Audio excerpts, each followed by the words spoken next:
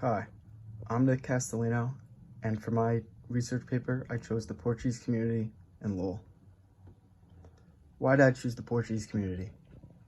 Well, my mom's family, on my mom's side, is completely Portuguese. They're not from the Azores Islands. They're actually from the mainland in Cativelos, which is a small town kind of outside of Lisbon.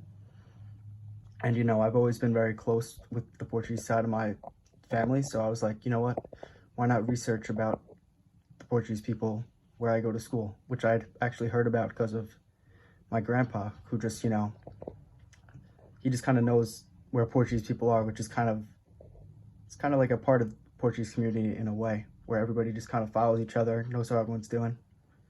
Another reason was I saw references all around the city. Just walking around, when I came back up here, actually, my grandpa, he wanted to come and drive me up to, see the school, but also because he heard about the Portuguese community, Portuguese people around the city. And before they went to go drive back, they were like, why not go try to find somewhere to eat?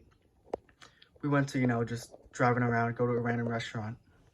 And we happened to go to Friend's Restaurant and Pub, which is I think a 15-minute walk from U Suites. And just going to go find some food. Turns out Portuguese pub. You walk in to the left, it's a Portuguese bar. It's got all the Portuguese scarves from all the soccer teams. And on the right, it's a restaurant. And I was pleasantly delighted by how amazing the food was. It was honestly way better than I was expecting, but yeah. How the Portuguese people actually came here. So, like I said earlier, they didn't all come from the mainland Portugal, like on the Iberian Peninsula. They came from the Azores Islands, and so they came in two waves. The first wave was from 1890 to 1924, 25, and then the second wave was the 1950s to 1980s. They came from the Azores Islands because of a volcano called Capelinos that erupted in 1958. This isn't what you're thinking, Pompeii action. Everybody's dying. Nope. Thankfully, nobody died from this volcano. It just kind of devastated some of the land. People needed to pretty much get off the islands. So the U.S. Congress passed the Azorean Refugee Act in 1958, which allowed around 5,000 or so immigrants to make their way to the United States, and then just Lowell in particular. Why did they come to Lowell? Well, I mentioned before that they kind of needed to with the natural disaster, but there was also the people from the mainland that wanted a new way of life and lots of new jobs. Just like, most people, the mill industry is huge here. Factories, you could work in restaurants, being a maid, there's so much you could do here. The opportunities are endless. So that was one thing that brought a lot of people to Lowell. And another is character traits of Portuguese people. Portuguese people are some of the most hardworking and dedicated people. This isn't just coming from me because of me being Portuguese, but just from research. It's actually unbelievable, some of the stuff. A lot of the things I saw of people only, if overtime was ever offered, you had to do it. It was just something that people did. They just, no matter what, hardworking, very loving, and they actually, something about Portuguese people is that they follow other Portuguese people. I know it sounds a little weird, but being that the first wave came in 1890s to the early 1900s, when this second wave came around, everyone knew that Lowell had a nice little community already built up. So that was something that they wanted, reassurance that it's a great thing. And another thing was my grandpa, when he I was oh, I'm committing to UMass Lowell, he said he was very happy, and because he had heard about the Lowell Portuguese community, really, just from him working with other Portuguese people on Long Island, which is where I'm from.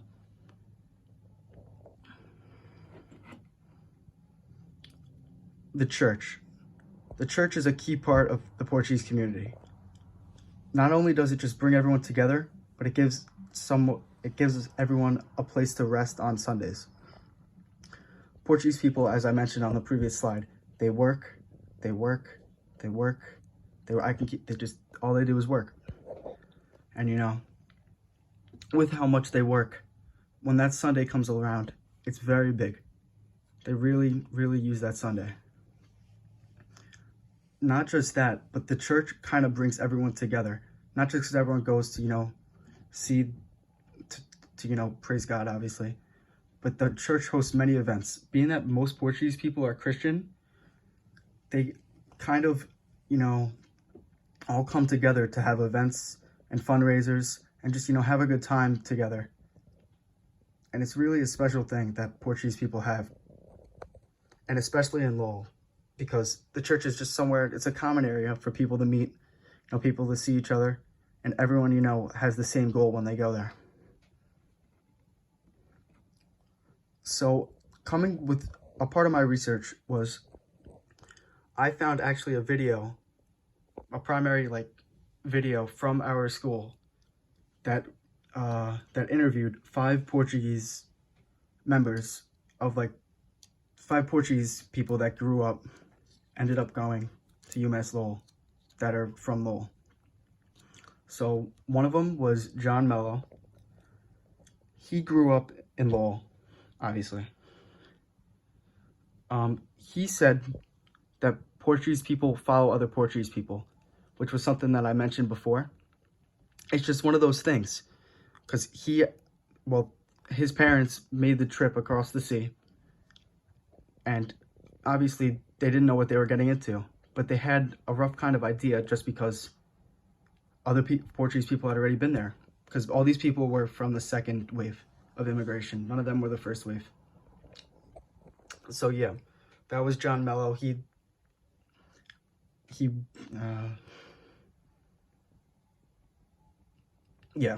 pretty much, yeah.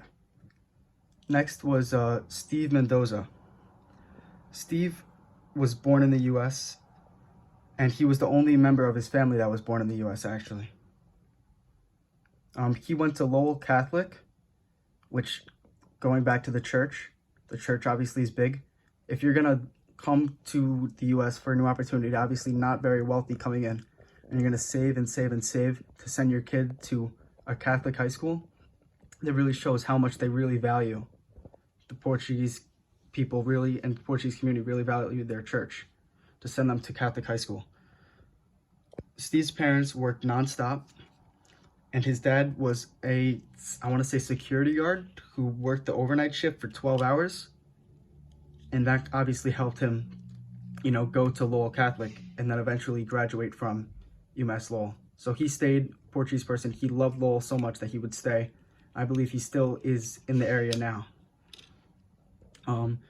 Judy Mello, her parents were from the Azores, and her dad used to make wine in the basement, which is on that, I think it was my second slide. I had a picture of me when I was younger making wine in the basement.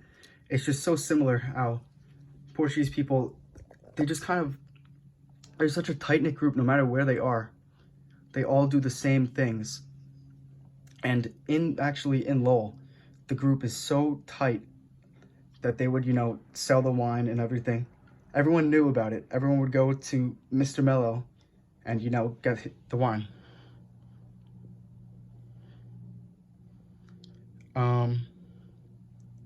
Susana Martinez was a first-generation American, and she actually lied about her address so that she could be eligible to go to Portuguese school.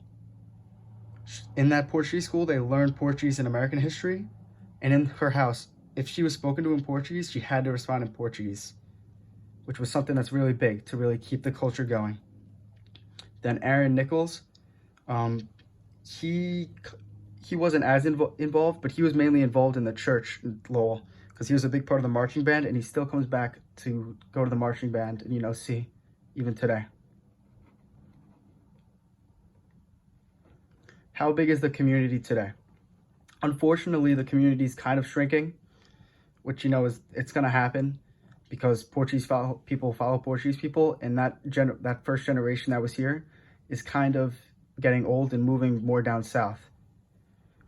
So this map I have, that big red zip code, that has 9.48% Portuguese people, which is actually 3,123 Portuguese people, and ranks 89th in the whole USA for most Portuguese people.